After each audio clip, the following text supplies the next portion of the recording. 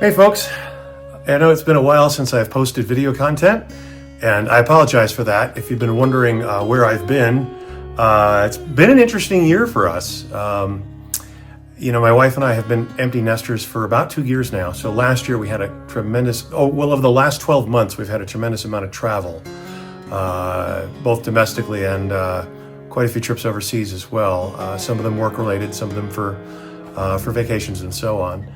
Additionally, I had to change jobs in the spring as a government civilian employee working for Corps of Engineers. With the change of administration and not wanting to get into politics, long story short, I ended up landing in a new position as a government contractor working with the Space Force. So I did land on my feet, which was great, but the year's been chaos. On top of that, I've been dealing with some orthopedic issues that have required actually 2 surgeries last year, and unfortunately may require some additional ones. So haven't really been spending a whole lot of time working on trains.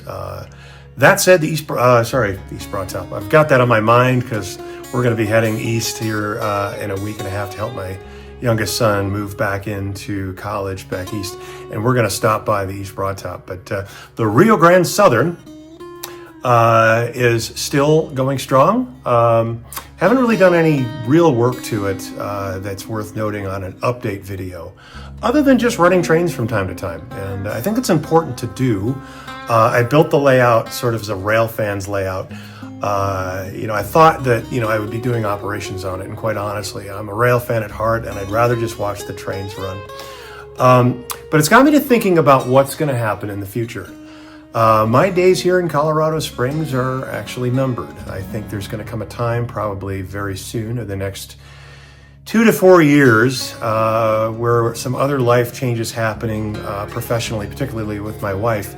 We're gonna want to be moving, and I think we're going to move back east. There's a couple places on that list. I'll be honest. Our ancestral home for both of us is Pennsylvania, and so Pennsylvania's high on the list. Pennsylvania does typically imply basements, which means I'll probably still have some room. But what would I do then? I don't think the RGS is coming with me, at least in its current form. I've always been a cannibal when it comes to my model railroad work, which means I would denude this layout of everything usable, all the structures, the trees, even track if I can get it up without tearing it up. In fact, right behind me here, Bridge 45A, actually floats on its sills in case I ever wanted to repurpose it. So I was thinking about this, and I'm sorry, this is kind of a boring video, just listen to me talk. But like a lot of folks in HON3, I got my inspiration in the early 1980s from Malcolm Furlow in the San Juan Central. And then there came a period of time when I thought I had matured, where I thought, wow, the San Juan Central, that's nonsense. It's not, it's doesn't look realistic. There's just so many weird characters and so on. And then I began to realize, as I got even older, what Malcolm was actually doing. And he was creating sort of 3-dimensional kinetic art. He wasn't trying to model a railroad, but he was modeling a mood and a feeling. And I think we can all agree he really accomplished that. When you look at his work, you see the Colorado narrow gauge, even though not a single piece of either the San Juan Central or his other layout, the Denver and Rio Chama Western, look exactly like something you would have seen on the narrow gauge. It still really sort of gave you that feel.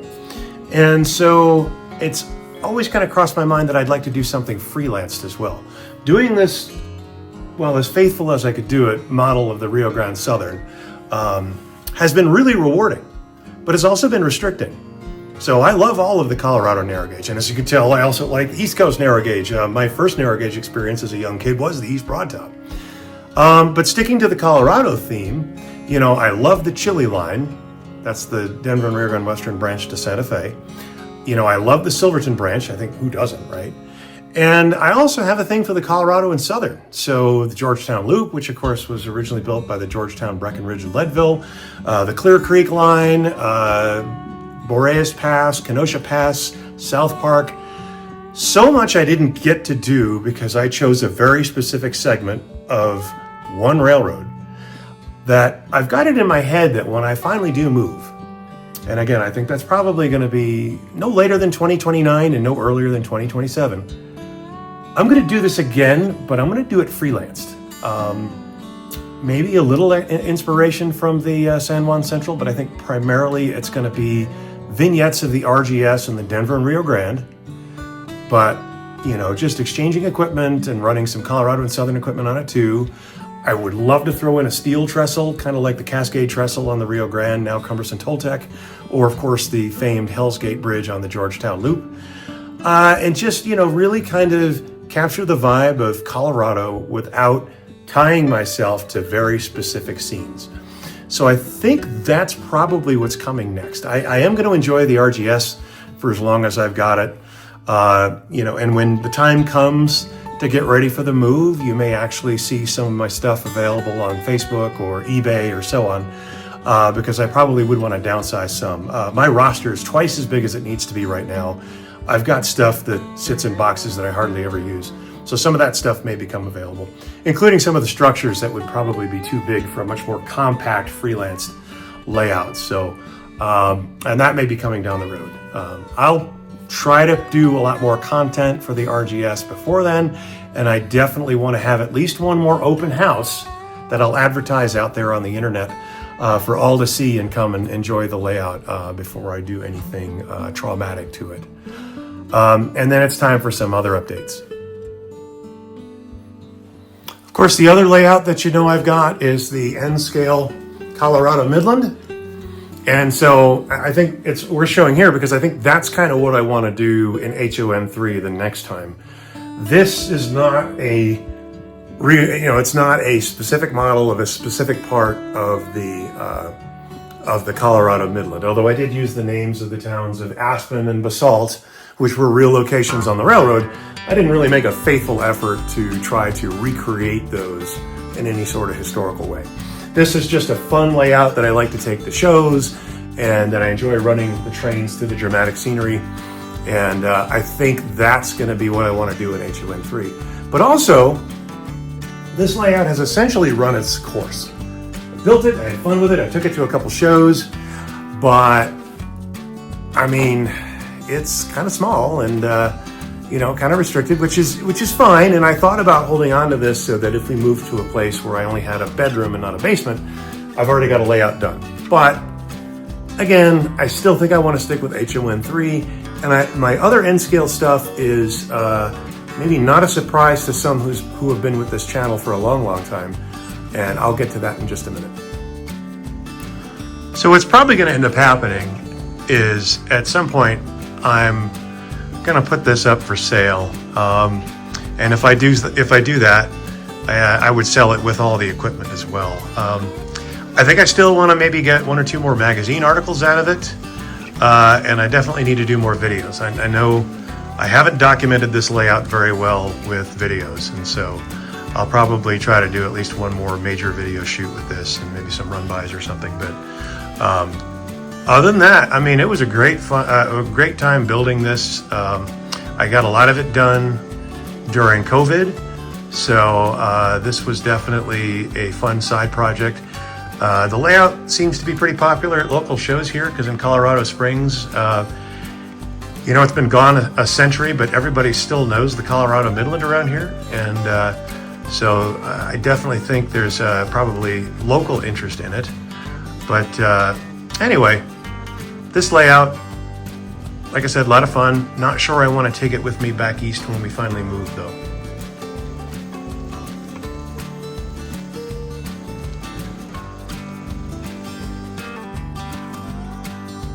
Okay, now this mess over here is the reason I haven't been doing much with the Colorado stuff. As you can see, if I could zoom in here, Pensy.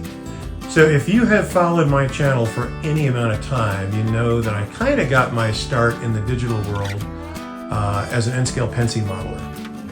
And I had done a layout I called the Juniata Division after the Juniata River that runs through central Pennsylvania, and along which the famous Pensy Middle Division ran. And that was written up in, I think it was Great Model Railroads 2013. And then, of course, you can scroll back on my channel to see old videos of it. So the Pensy bug never went away either. And sending my youngest son to Penn State, spending time in central Pennsylvania again, kind of got bitten by that bug. And fortunately, I had not sold off all of my Nscale Pensy stuff. I sold off a lot of it, stuff that I can't really ever replace because they're not available anymore. But I saved, for example, 2 of the K4s from Bachman, and I saved one of my M1 Mountains from Broadway Limited, and some other assorted freight cars, heavyweight passenger cars, and so on. And then here, they're on the floor. I know my workshop's kind of a mess, but you can see some T-Track modules I've been working on. And these are some corner modules, and they're going to represent the Pensy Middle Division. Of course, the Pensy Middle Division was a 4-track mainline, but the T-Track standard is double track, and this is a way for me to scratch my Pensy itch while not having to commit to a huge layout space. This is something I can assemble and disassemble, and the important bit is I can move this when we move back east, so I can get working on it now. I have a number of module ideas, including this interlocking plant. These are the Kato number 6 crossover pieces, and they're the concrete tie track, but I've painted the individual ties to make them look like wood ties. And for this module, I actually have some fiber optic position light signals and position light signal logic for optical sensors and so on, where you'll have this actually signaled like a Pensy interlocking. Some of the other fun bits, I have these 3D printed Pensy catenary poles, because I'm going to do a couple modules representing either the Philadelphia or Harrisburg division, whatever you want to call it, with Pensy under the wires. Again, my family's from Lancaster, PA, and as a kid, I just remember the big rusty cat poles everywhere the Pensy was. And I'm old enough to vaguely remember Penn Central painted equipment, but for the most part, you know, this is going to be mostly middle division inspired modules. And to that end, I'm building, splicing together some Atlas viaduct pieces to build an 8-arch stone bridge that looks a lot like the bridge that was at Ryde, which was over the Juniata River, a couple of railroad miles west of the Lewistown yard on the Middle Division. So this will be one of those modules that drops down in the middle. You can see kind of there's the module base right there. And then I have some other modules that are going to look like Huntingdon. So on my Pensy layout on a door, the one that we wrote up for Great Model Railroads, we had Lewistown. But this time I'm going to do Huntingdon. And a good friend of mine, John Berger, back east, and I apologize for the paint job on this. I haven't finished painting it. But 3D printed me a model of Hunt Tower, and that's when I said, okay, I need to do Huntingdon. For you Narrowgagers who are following me for Narrowgate stuff, this may fall on deaf ears, but the East Coast guys will know exactly what this is. And then I have this very Pennsylvania-inspired architecture 3D printed collection of buildings. Geez, off the top of my head, I don't remember the name of the guy, but you can easily find him on eBay. But these are some really great buildings that look like buildings that are all over Pennsylvania even today. But anyway, that's what I've been up to. So I am still working in Nscale as well as HON3. The HON30 stuff back here, I tried to sell that off. Some of that stuff, I did sell a locomotive and a car. But that didn't really seem to sell, so I'm not sure what to do with that. I don't think I'm going to be doing an HON30 Wild West layout at this point. It seemed a little redundant given this plus the HON3 RGS. Now, if I do a freelanced HON3 layout, maybe there's going to be room for some HON30 sort of in the form of a mine tram, so we'll see. I don't know what I'm going to do with it yet, but like I said, not much to show you from a new modeling perspective, but lots of ideas. With all the travel and all the chaos, I still think a lot about what I want to do model railroad-wise in the future. So for you Pensy fans, I'm back in the game. And that's all for this update.